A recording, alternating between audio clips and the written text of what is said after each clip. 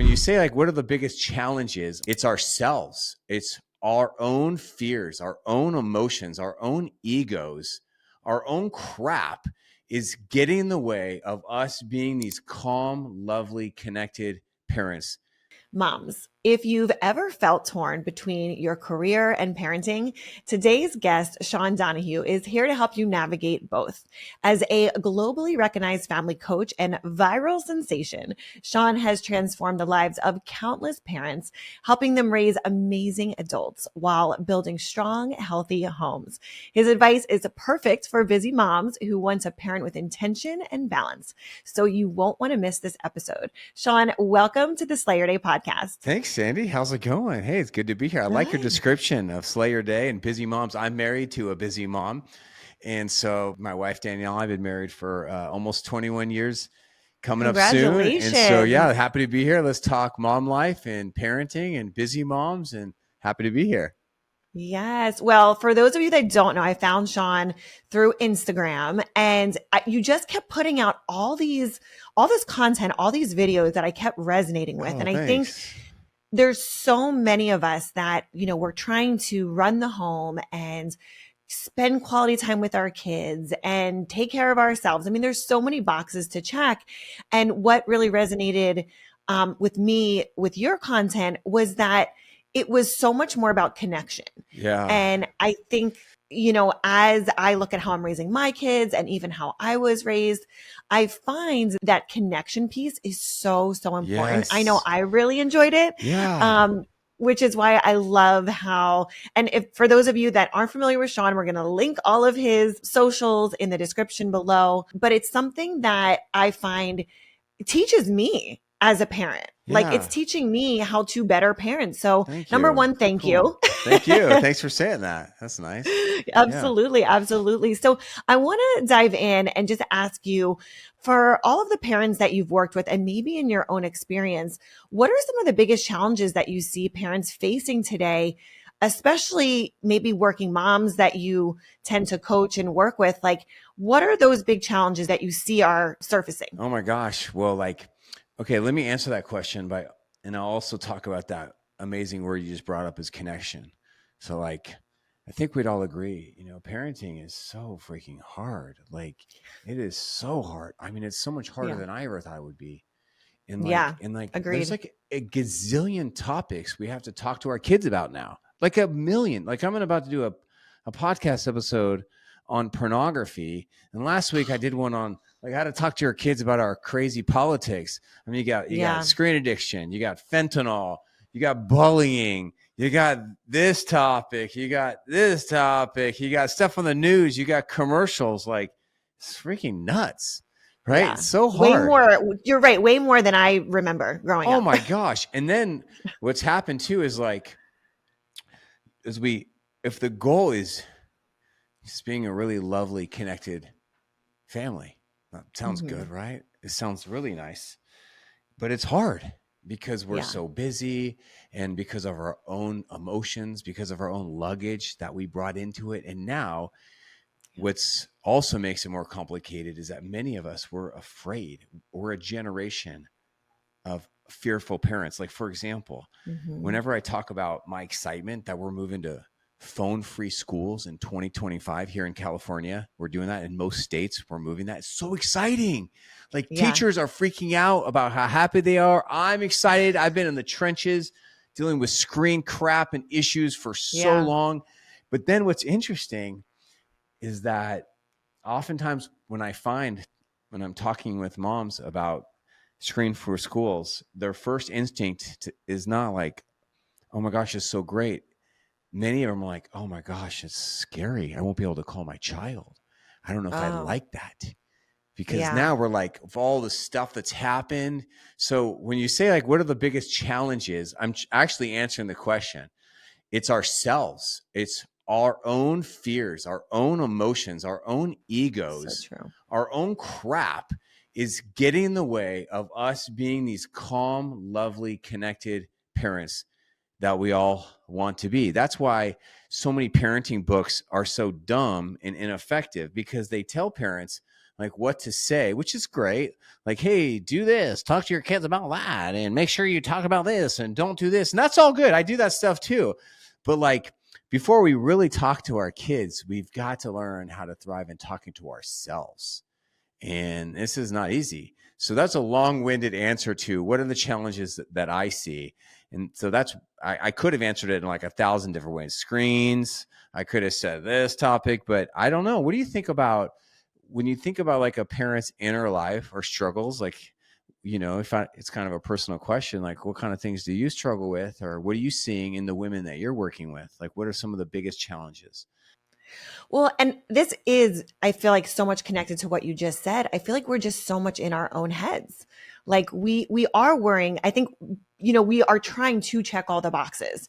Did I work out today? Was I a good mom today? Was I a good wife today? Did I show up for my clients today? Did I do all these things? And at the end of the day, it's like, what is really important? Like I think that there's a lot of noise. Like I was getting ready for this episode, and I worked out this morning and I had to take a shower, and I'm like listening to something on my phone. And then I pull up Instagram or Facebook, and there's like all this noise that is so distracting, and it's scary. I mean, I'll tell you what it was. It was something with Diddy that popped up that was like, I don't want to be seeing these things. Gives me anxiety, and it gives me like, Right. yeah. So I'm so, Yeah, that's the yeah. thing. Like, life was already noisy. Everyone is talking about soursop, the tropical superfruit with superpowers. And if you don't know what I'm talking about, listen in. If you suffer from inflammation, digestive issues, low energy, or low immune health, there's nothing else like soursop to help your body feel its best. But the soursop fruit is almost impossible to source in the US. So Soursop Nutrition is on a mission to bring you a selection of expertly formulated supplements that give you the benefits of soursop hassle-free. The Soursop Cell Plus Immunity Gummies are gluten-free, non-GMO, and low-carb, and they're a favorite in my house. We also love their shake boosts, which come in 4 flavors, including 2 delicious fall favorites, pumpkin and apple. If you follow me on Instagram, you'll see I love adding the shakes into my smoothies, and we even add them to our big treats for the kids, and they love baking with me. They're great for gut health, are full of fiber, and help balance blood sugars, making it a natural weight management aid. Who doesn't love that? The shakes are also 0 sugar, low carb, and gluten-free. Place your first order today and enjoy 20% off with code SANDY20 or use the link in the show notes. I'm sure like when we were growing up in the 80s or 90s or whatever, but now we all have these weird relationships with our phones, like this love hate. And many of us, if we're busy parents, we are on our phones a lot for work. I know you and I are. Like my wife and I are both content creators, and like I like making these videos. It's fun and I like helping people. But part of me is like, you know what? I'm not going to let this stupid phone or my job or whatever is in my hand right now. I'm not going to let that ruin my mental health or ruin my Yeah. parenting. But the reality is that it has. I'm not perfect. I've made some mistakes with that stupid thing and the noise. And so, yeah, this is why I really dig that you started our show with the word connection, because I think I don't think I'm very smart. I don't know much about much. I hire people. I have some skills. I don't have other skills, but I think what I like being around people that take a really complicated topic and they make Mm-hmm. it really simple for me to understand. Right. Yeah, agreed. So here's something kind of complicated and kind of simple to understand is the word connection. Like, here's some really good news. So if you're listening to this, just take a big deep breath, jiggle out some stress out of your shoulders or your jaw. And here's some really good news from someone who's been in the trenches with your children for 25 years. 25 years. Here's what I've learned. I've learned a lot by listening to them, talking to them, reading about them, is that your kids and you are going to go through some really, really hard times. I know I have with mine. I got 19, 15, and 8. And we've all made mistakes, gone through hard stuff. But when you are just connected to your child and your teenager, you just feel like you can talk about things, you enjoy each other's company, and they come to you, they don't run from you when issues pop up. Well, then you kind of have it all.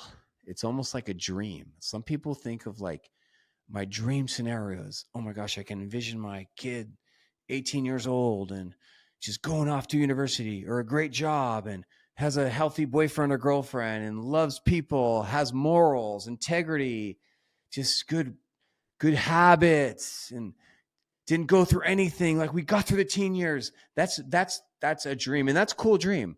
But I think what a more realistic and actually a more beautiful dream is, you envision your child like, 18, high school graduation, whatever. And you're like, gosh, I've been through a lot with this kid. Like we've been through ups and downs, but I was there. They let me in. Yeah. Oh, And I got to teach. I got to mentor. They came and cried on my shoulder. And they let me be a part of that journey of growing and molding. And I learned so much. I taught them so much, but they taught me. And this challenging child I have is like my blessing, because they helped me to mature. They helped me to grow. They were my teacher. Like that yep. is the definition of 100%. success. We just have to train our minds into seeing like there's beauty in the chaos and in the pain. It's not just creating these perfect kids. Yeah. And I think that we all struggle with that, right? It's like you have your own idea of what you want for your kids. But if we can kind of, and again, it's just this noise, if you can block that out or like safeguard that out, then it's like when you boil it all down, you just want to feel connected to them. You want to have that relation. I know that's what I want. Yeah. I know that's what I talk to a lot of my listeners, the moms that listen to this show. It's like, we want all these things, but at the end of the day, it's like, if you can really truly have the connection and have your kids, come to you and want to talk to you, but it's all in how we're handling these situations in the here and now, and I think in the for heat of the me, moment. Yeah. exactly. And that's when it's something I've had to learn. I had two different parenting styles growing up. I had one that was very communicative, if that's a word. Yeah, it is. Yeah. Yeah. And then I had another Was that your one mom? that was more Was it a mom or a dad? Who my was it? Okay. dad. Dad My was very dad. communicative. Yep. Yes. Yeah. So Yes. talking to you And about, great relationship. did he talk about his feelings, your feelings, or just like, It was just or is it like just a like safe, mentoring you? open space. Yeah. He would be like, whatever I was going through. It could be boy stuff. It could be family stuff. It could be homework stuff, like whatever it was. And he just listened and he was there and he let me feel like I was safe to share things. And with my mom, it was just more like, how do I say it? More aggressive in certain ways. Yeah. Yeah. And look, That's a good word. they did what they saw, right? And I think most of us, we either do what we had and saw, or we realize like you want to break a cycle and you want to be the first one to show up and do it differently. Yeah. I have these cliches that I help my clients really thrive in. You got to parent the child you have, not the child you want. That's tough. Yeah. Or And you got especially when they're all different. or it's parent the child you have, not the child you were. And these are all traps. I mean, this is why parenting is like one of the greatest invitations to self-improvement and healing than ever. And you either accept that invitation or you don't.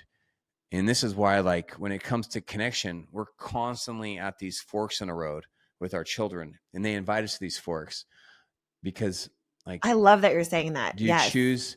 Your child needs you right now. What are you going to choose? They need your connection. They need your time, but you don't want to give it to them because of a lot of reasons. One, you're not in the mood. It's annoying. Teenagers annoying.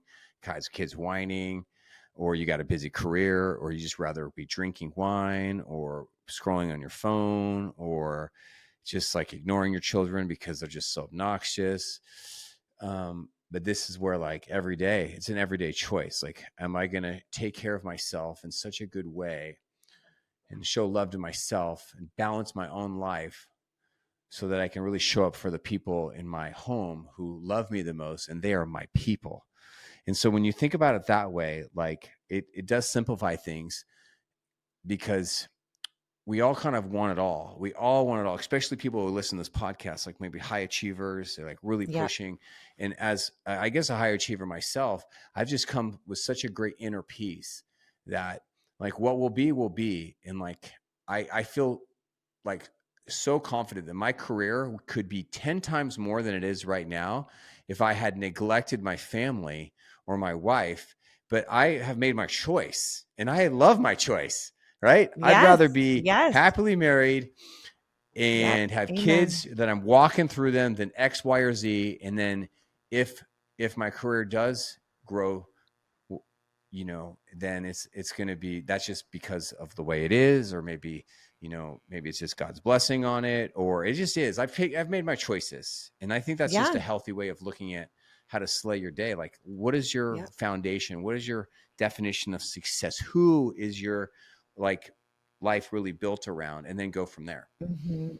I love that. And even for us, like recently, so my youngest just started school, and my older son, we put him in a different school. So there was a bit of a transition this year.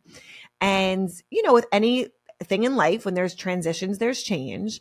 And we and then actually the same week that they had kind of were starting this new school, my husband had to do a trip to Dubai, Oh, a Dubai. business trip. Oh, fancy. Okay. And yeah, that was, I'm like, I'm like, wish I could have gone, but Have you ever been to Dubai? we're, I haven't, Okay. but I Okay. want to go. Yeah. Who doesn't want to go to Dubai? I'm super I curious. Yeah. know. I Okay. know. So the pictures looked amazing, Right. but my youngest had a really, really hard time that day when I dropped him off.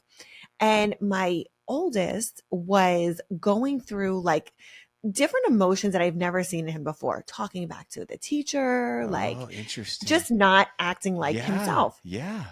And my first initial reaction was like I would never talk to a teacher like this. Like if this, you know, I think Good I'm like, if this were honesty, right? me, Yeah. You you get know, triggered by that. You want to teach, you want to scold, you want to yes, reprimand, you want to guide. Of yes. good And honesty. Yeah. so, yeah, so I'm like going through this. I'm like, I would never talk to a teacher like this. I'm upset. But I'm like, right. Yeah. Yeah. And then, you know, husband's gone. So it's kind of like solo parenting. So I like had to take a breath because, and this is why I also think like community is so important, because another friend of mine who is also, she's one of my closest friends, but she's also in my programs and she's been a client of mine, and also has, you know, young kids as well. She's like, look, if anyone can figure this out, she's like, it's you. She's like, you're going through, you're going to figure this out so you can teach us It's what you're learning nice. through the It's process. nice. And What I'm a like, nice thing to say. What a I nice know. And I thing. was like, I needed that. And again, I think that part of this, all of this is the fact that like community is such a big part of this journey. We learn from each other. We learn from what works and what doesn't work. And, you know, sometimes it's going to work, you know, what your friend did or what someone told you. And sometimes it's not, but it's up to you to figure that out. So, you know, it took me a moment to think about like, what am I going to do to really, figure out how I want to navigate this. So I took my son out to lunch. We did just a mommy and me little date together, and we sat down. We sat in the same booth, by the way. I wasn't across from him. We were together, you know. It's very sweet. So this is a 7-year-old boy. Except my 7-year-old, yes. Yep. Yep. And I said, okay, let's write down all the things that you think you're doing well and that we also need improvement on. And look, I don't know if this exercise is recommended by the doctors and the therapists and all the things, but this is just what I did. It sounds good to me. Sounds so good. Please continue. So we wrote maybe like 7 things down. And then we went back and we said, okay, where do we think we're at? Where do you think you're at with this? I want you to grade yourself just 1 through 5. Give me a number, you know? And he's like, Mom, I'm like a 5. I'm a 5 at this. I'm like, all right. Let's reel it in. Okay. Let's think about what these things mean. So he grades himself, he goes through, and then we go back. So, you know, there's 2s, there's 3s, there's some 4s in there. And we go back and he says, I say to him, how do we make this a 5? Listening to the teacher, listening at home. And pretty much long story short, after that day, after that lunch, I had a totally different child.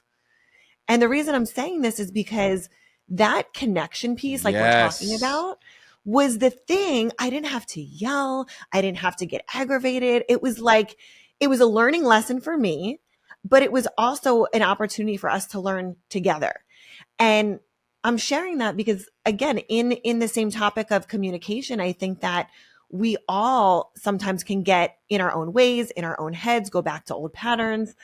And like, I would love to even just kind of pick your brain a little bit and ask you, like, what has been maybe some, like, a strategy or a technique or something that has worked really well for you, either with your clients or with your own kids.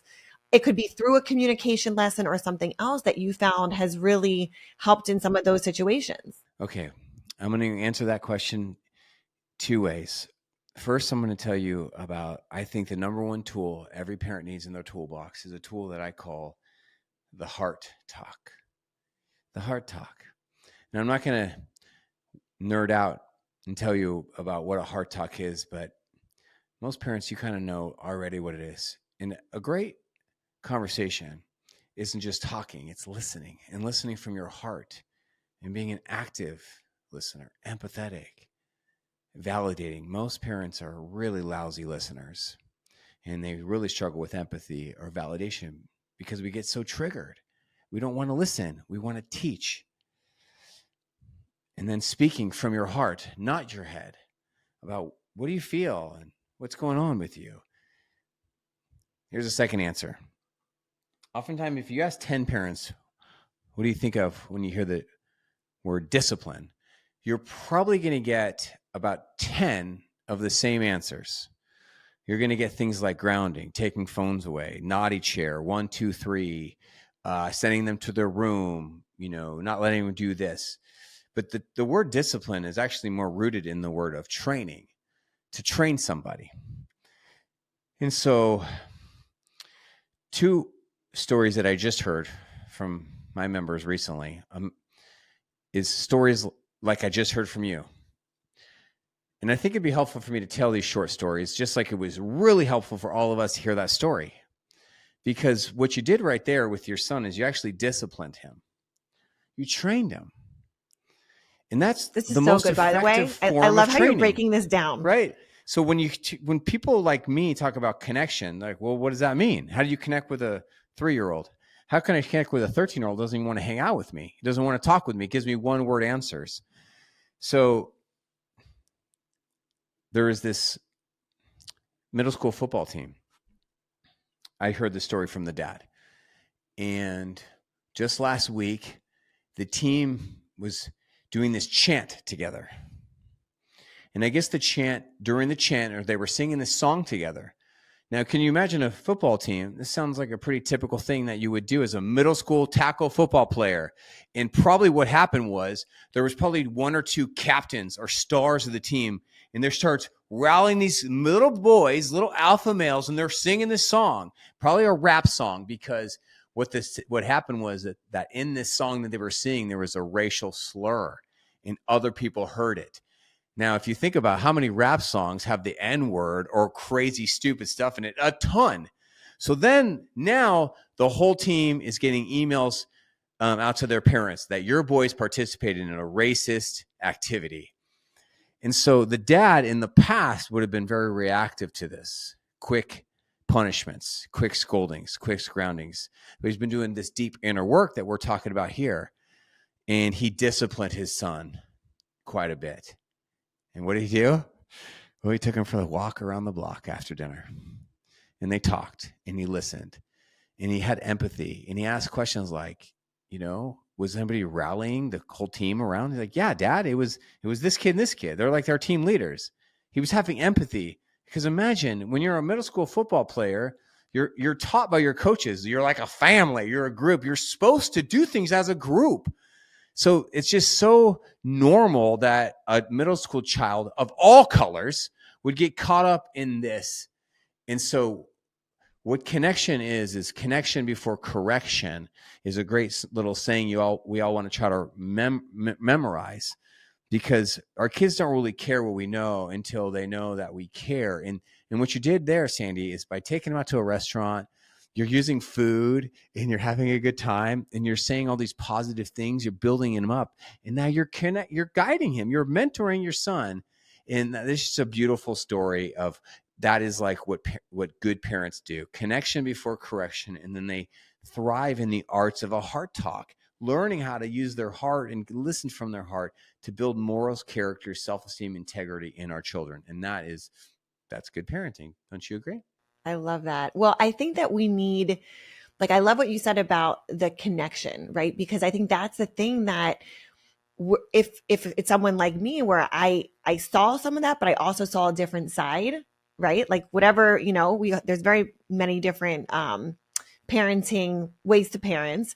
I think it's hard to do something that you never saw or So learned deep. or That is so deep was what you're taught. saying. Tell me more, because that So is so deep. There's like so this yeah. wall between all of us becoming these good parents, and you're actually talking about the wall right now. Tell me more about it.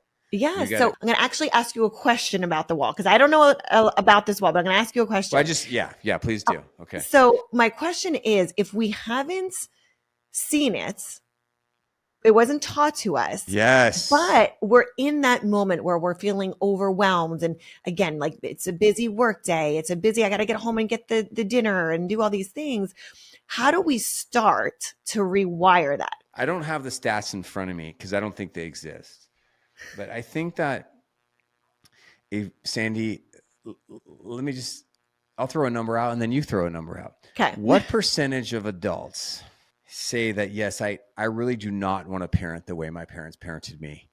Oh, I really didn't like it, or I only liked parts of it. For me, in my listening for parents for 25 years, I would say my number is extremely high. We're talking 90 to 97% of parents I know saying, I do not want to parent the way my parents. How about you? Is your number that high? well, I'll tell you, my number is very high, Okay. just like yours Okay. is. Yeah. My dad's side of the family, which is the communicators, the connectors, all of that, that's probably the 1% that I can say, like, whatever. And I'm so blessed. My grandmother is still alive. I go to her. She's my point of reference. I'm like, what did you do? Because there's just so much heart and connection there. So that is my Yes. like faith. Like, Yes. that is What my a North role Star. model. Yes. That is so cool that you have someone like that. Talk about a Yeah. matriarch that her parenting, her love was so healthy. She passed it on for generations now. Like that's what I want to do. I'm trying to break a family cycle of divorce, and my wife is too, and it's freaking hard. And I want to do that because I'm thinking about my grandchildren. Yes. So yeah, please continue what you're saying. I'm getting a little Yeah. goosebumps So just so so listening to that that. was just my point to the percentage because I'm with you. I also agree like it's probably very close to 99.9%. Yeah, because the thing about it is what we do. Um, and if you're listening to this, you've probably done this too, and you just haven't really ever talked about it. What we do is that we look at our parents' dysfunction, and after we've accepted it, we're done, being angry about it or trying to change them, because a lot of us go through that phase. Then we just go to the other extreme and we say, I'm never going to Mhm. do that. But then we end up, we don't have a vision of that. Right. We don't know how to do that. That's why podcasts and social media, people like me are becoming so much more like popular, because it gives someone Mhm. a vision of health. It's like, Right. if you are raised in like the bush in Africa, and where people don't swim, I guess, you Right. can't just say, okay, I'm going to start becoming a healthy swimmer. You have Right. to watch someone like Michael Phelps. You have to learn and have a vision of what health looks like. And this Yep. is tough to do. And so we've got to do this, I call it the deep inner work, to Yes. find out what is like, why am I reacting this way? And this is the joy if you have a spouse or a partner that you love and you trust. I mean, this is partly why there's two people to raise Mhm. children, because you can ask, what do Yep. you see in me? Or what do you think I should do here? I mean, I'm like the freaking family coach. And I'm Yes. like, I ask my That's wife such a all good the way to put time, what do you think it. we should do? I don't know. I don't know what to do right now, Danielle. Can you just handle this? Or I'm just so upset. Or can you help me out here? So like, I just hope you're laughing and you're giggling. Like if I'm asking my wife for help, like that should say like we all need each other. And Absolutely. so Absolutely. that You're a inner team. work of finding out like, what is my luggage in here, and why am I so reactive? Why am I so triggered? And there's answers to Yes. Oh, all that's those so good. whys. There are answers to them. And there is healthy tools that replace negative tools in parenting. That is so good. The triggers is really something that I feel like I tried and still am learning a lot about, because something will trigger me or something will set me off. And I'm like, what was it about that, and I have to do the work. You got to dive deeper and you got to look into like, you can't just, I mean, you could just, kind of push it under the rug, but like, then you're not learning from it. So that's something that really, really has helped me figure out like, what are some of those patterns? What are some of those triggers and why? Here's a couple like examples that I see all the time. So if I have a man who's one of my clients and he's a very high achiever, oftentimes this man is really intense with his children and like type A, pushing his kids a lot, can be harsh, can use command and control, can be authoritarian. And on one hand, this is good because this is a man that really wants to bring out the best in his children, wants to coach them, wants to push them. But the majority of these men were raised by a parent who did not do that to him, didn't push him. And then there's a little voice in his head that says, if my parents were to push me, if my parents were to coach me, if my parents really cared more about me, then I would be even more than I am today. And I'm not going to do that to my child. I'm not going to neglect my child or do what my parents did to me. So then they go from here to here. Now that's just a general observation, right? Of things, but that's like only the deep inner work will lead you to that point of like, why am I pushing my kids so hard? Why am I so upset that there's Cheez-Its in the back? Why do I get so upset that my kid is just talking back to me, or that he's bothering his sibling, or he doesn't want to push himself in this sport or in his grades? Right. Why am I enraged? What is going on inside of me? There's answers to all those questions. Wow. So with all that being said, how do we make sure the pendulum doesn't swing completely the other way? Right? Because it's like we're trying to harness something or maybe fill a void that we didn't have. So now we're kind of going completely the opposite way. Like, where's the middle? How do we find that middle ground? Yeah. Here's like, I'll answer that question in a very personal way. Like, one way that you can find yourself being aware of that pendulum that Sandy's wisely talking about is getting in touch with your own fears. Okay. So for example, I'll give you a real life story. I was not close with my parents at all growing up, at all. My parents divorced when I was 11. My dad, we moved to San Diego, and my dad stayed up in Northern California, and he was not involved in my life really at all. Very absentee. And my mother did the best she could. She was very aggressive and mean to my sisters and I. So then, guess what path that I chose, Sandy? Did I go on the path where I copied my parents? Or do you think I went the path where like, I don't want to be like these freaking people? Yeah, which one do you think I chose? Latter. Right. So then if I chose the latter, you tell me, even though we just met, what do you think are some of the things that somebody might struggle with in parenting who chose the latter? And I can help if you. Letting things slide, being accommodating. Yes. Yeah. Please continue.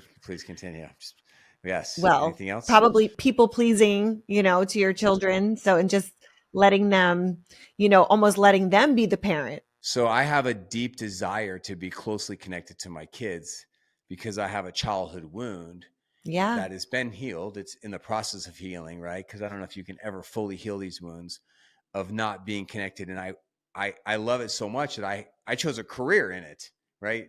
I chose a career in helping parents be closely connected with their kids. But every good goal, every dream, every strength that we have, it's also our greatest weakness. So yes, as you wisely just pinpointed, I can then sometimes maybe go too far into not being strong enough or not being strict enough or not setting boundaries enough or not this. And so this is like how I've had to process through the inner work, because when I first started my parenting journey, I was much more of a passive parent, an avoidant parent, because I was just parenting in fear. And now I've been parenting for 19 years and I've come a long way. Yeah. Yeah. So, and it's interesting because like I feel in my own parenting, Yeah, yeah. Tell us journey, what comes up for it's, you when you hear that story. Yeah. yeah, well, it's similar because like I said, although I had two different parenting styles, um, I, my like automatic first reaction is a little more aggressive, but then I'm like, oh, my husband always jokes and he's like, go back to your training, go back to your training. Oh yeah, yeah. Is it a joke But or is it actually? Do you like when he says well, that to you, well, or like, it's shut kind of up? both. It's Is it kind of kind of both annoying?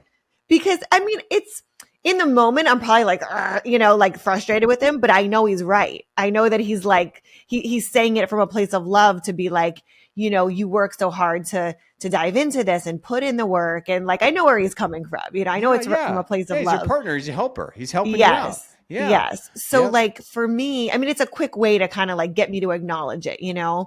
But I'm similar to you where I kind of am more lenient with things. Like I'm not the disciplinarian parent, although we have put, I don't want to say safeguards, but we've put, households rules in place where they do chores and they know that they help with certain things around the house and they know like they have certain responsibilities, and it's not just like moms doing everything for everybody, because I know there's a lot of moms that do that and you feel burnt out and you feel exhausted and you get to a point where you're just like, when like something's got to give. Mm-hmm. So Mm-hmm. in an effort, with all of that, and so our kids are also getting, back to the word that we were talking about, which was discipline. They're learning, our neighbor just yesterday, my 7-year-old was bringing up the trash cans from the bottom of that was trash day. He was bringing up the trash cans from the bottom of the driveway. And he's like, oh my gosh, I cannot believe that he's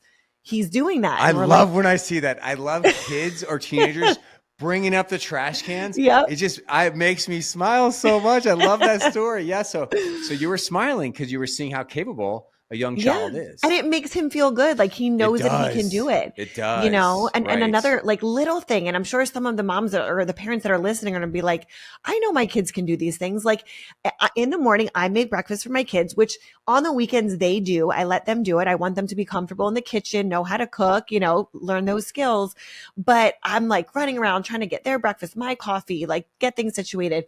So I put my oldest in charge of the waters. Like he can get a stool, get the water bottles, but he knows that's his job to get that for him and his brother. So, that's one less thing that mom has to do. Mm-hmm. Yes. Yeah. That's like a another way of saying the same thing we're talking about right now is we all have these invisible parenting toolboxes. I can't see Yeah. Oh, yours yes. and you can't see mine.